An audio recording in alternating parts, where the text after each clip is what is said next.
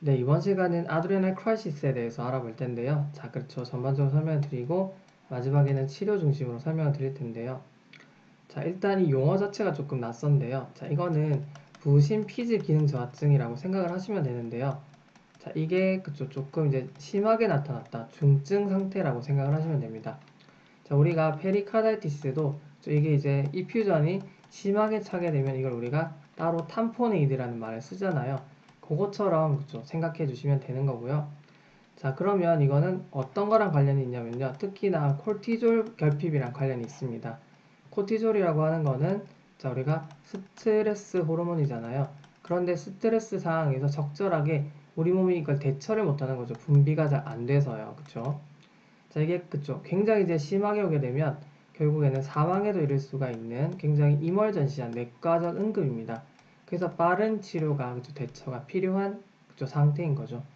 자, 그러면 어떤 상태에서 이런 아드레날 크라이시스가 나타날 수 있는가? 자, 이거는 제가 전에 그쵸, 증례를 통해서 말씀드린 적이 있는데요.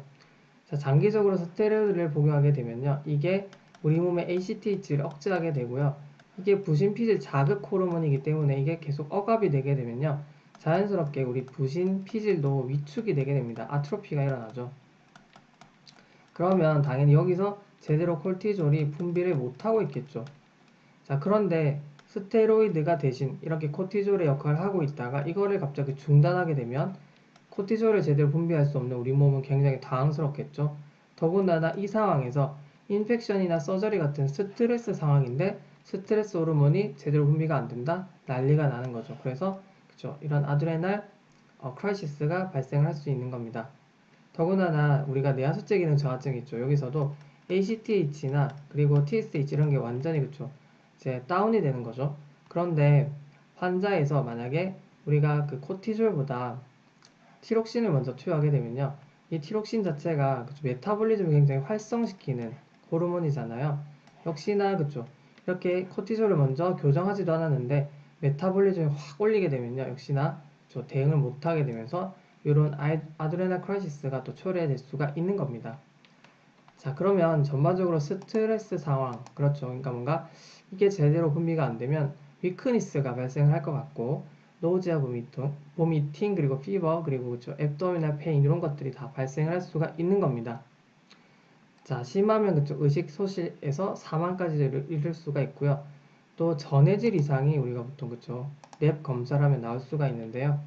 자, 부신피질 기능 저하증이라고 생각을 하시면 되는데, 자, 그러면 글루코콜티코이드 뿐만 아니라 미네랄 콜티코이드도 있겠죠. 미네랄 이게 바로 자, 뭐랑 관련되어 있죠? 알도스테론 이런 거랑 이제 결국에는 연결되어 있는 거잖아요. 자, 그래서 이게 나트륨을 재흡수를 하지만 원래는 칼륨을 분비하는 애였는데 이게 없어지게 되면 거꾸로 나트륨 흡수를 못하니까 저나트륨혈증이 생기고 거꾸로 분비, 배출이 안 되니까 쌓이게 되겠죠.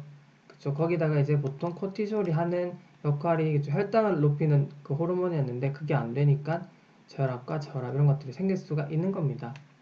이해가 되시죠? 자, 그러면 치료는요. 자, 역시나 만약에 저혈압이 있다고 하면은 당연히 그쵸, 빨리 이제 소생을 시켜줘야죠. 혈관 안에 혈압을 높여줘야 되기 때문에 수액 공급을 하고요. 그리고 이제 보통 우리가 포도당을 그쵸, 이렇게 섞어주면 아무래도 혈당에 그쵸, 좀 높이는 데 도움이 되겠죠.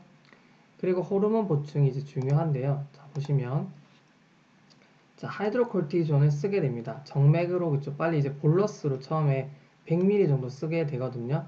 자, 그런데요, 우리가 부신 피질이 지금 기능이 떨어졌을 때, 물론 이렇게 하이드로콜티존은 대표적으로 글루코콜티코이드로 분류를 하지만요, 여기에는 미네랄 콜티코이드의 그쵸, 특성도 있다라고 제가 분명히 설명드렸습니다. 그쵸?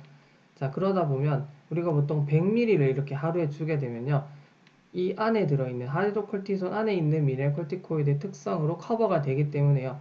굳이 요걸 그쵸, 넣으면 따로 미네랄 콜티코이드를 쓸 필요가 없다라고 알려져 있습니다. 그래서 보통은 우리가 이렇게 그쵸, 5% 덱스 그러니까 포도당을 그러니까 그쵸, 노멀셀라인 섞어가지고 주면서 이제 이렇게 하이드로콜티손 일단 100ml를 볼러스로 준다라는 게 치료의 기본입니다.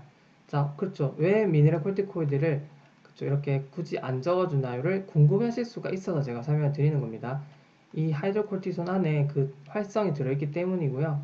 만약에 덱사메타손이나 그쵸 이런 메타손으로 끝난 애들은 미네랄 콜티코이드 효과가 없기 때문에 따로 만약에 이걸 그쵸 교정해야 된다면 따로 써야 됩니다. 아시겠죠? 자, 또는 그쵸 이게 일단은 이렇게 블러스로 끝나고 나면 이제 뭐 그쵸 이렇게 하이드로콜티손을 인퓨전을 하는데 컨티뉴어스하게 그쵸 이렇게 5% 포도당 식염 주사액이랑 그쵸 섞어서 주시면 되고요. 아니면 이게 그쵸 컨티뉴어스가 조금 힘들다라고 하면은 6시간 간격 즉 이걸 하루에 4번 넣으면 되겠죠. IV로 그러면 4번 곱하면 딱 이게 그쵸 100, 200이 되잖아요. 이런 식으로도 쓸 수가 있다라고 하는 겁니다. 무슨 말인지 아시겠죠? 자, 그쵸. 여기 이제 제가 설명을 드려놨고요. 자, 그 다음에 또 중요한 게 유발인자 교정도 중요하겠죠. 자, 그래서 환자의 정확한 진단을 위해서 일단 환자가 내원을 하면, 그쵸.